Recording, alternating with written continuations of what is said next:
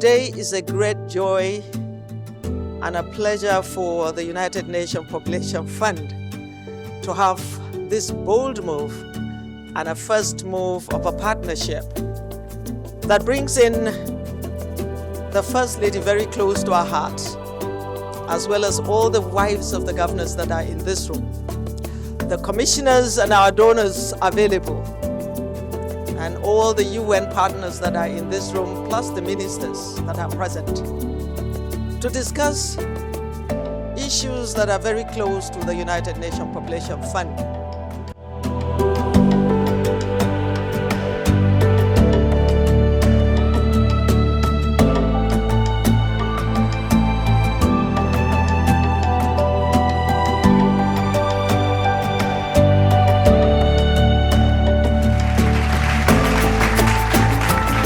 Social norms are the unwritten rules that shape our behavior, attitude, and perception within our society, often so deeply ingrained in our culture that they go unquestioned.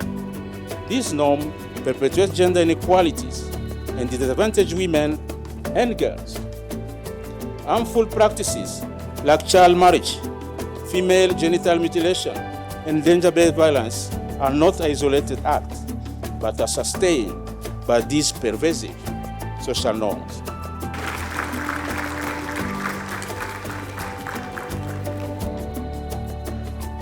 For us, the most important tool to overcome and address the problem we are talking about here today is education. Education and education. I'm happy to report that just about 2 months ago, with the Minister of Justice, we've been able to put together a standard operating procedure for violence-related practices within schools. And that has been very helpful from all the reports that I am getting from schools. The Federal Ministry of Justice is fully aware of the critical role that the justice system plays in addressing these issues through the provision of a framework for accountability, protection, and empowerment.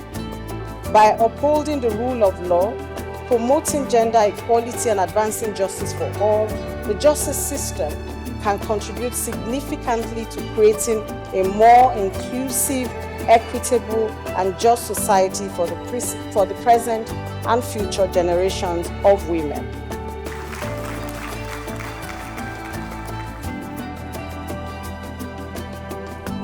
So as it is, we believe to start empowering women so that they will have voices. Start making sure our children go to school.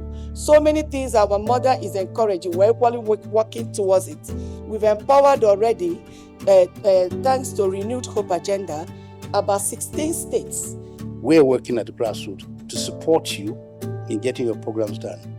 But remember, we're a mosaic, and there is hierarchical. When you go to study, do the mapping. If they're not enlightened, enlighten them more. If you build the capacity of traditional leaders there, it will help you. Any country that ignores its women is losing about 40% of its contribution. So to ignore the woman, no Gender 5, no SDG. Thank you. In Nigeria and indeed globally, Canada is committed to empowering women and girls by tackling sexual and gender-based violence and improving access to education, economic opportunities, and healthcare.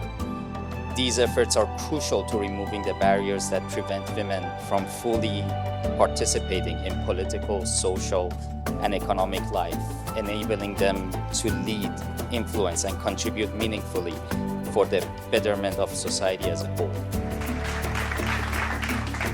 I stand on this stage to talk about a pain that is not seen, a scar that is not spoken of, a wound that is not acknowledged.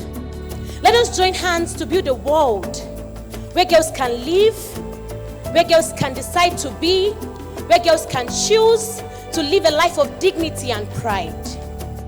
I implore you, be the reason why girls can live without the fear of the knife, where girls can thrive without the fear of a biased life, where girls can live without the scars that remain, without the remembrance of that pain. Your continued investment is vital to sustaining and expanding our work, and we encourage you to remain engaged in this important cause. UNFPA stands ready to support the Nigerian government and all partners in this vital endeavor.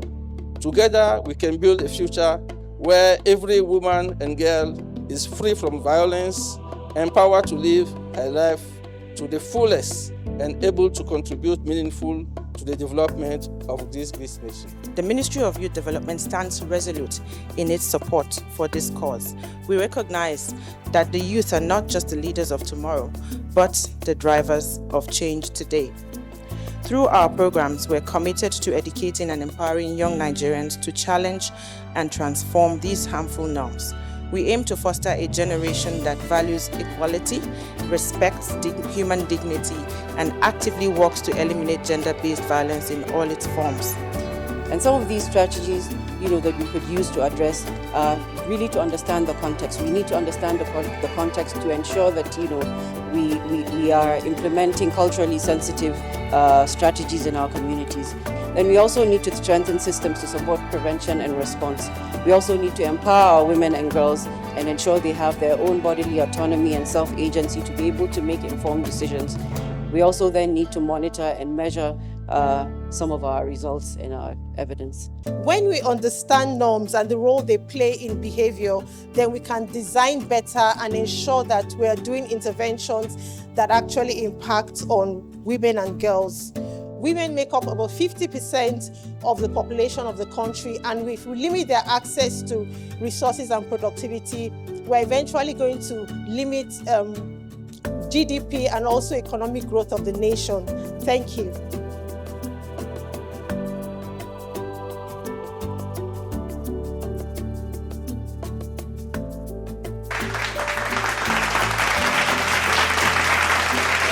I would like to thank the United Nations Population Fund for their support in advancing gender rights and promoting the well-being of Nigerians. I'm informed that this summit is a direct response to the recommendations from the annual technical consultation for the elimination of female genital mutilation. Today, as we convene here, it is important that we build on the momentum garnered from the consultation and channel our efforts into actionable change. It is a collective effort that requires the active and concerted participation of all sectors of society. I charge us all to commit to safeguarding our young girls and prevent millions more from being denied their childhood and subjected to lifelong consequences.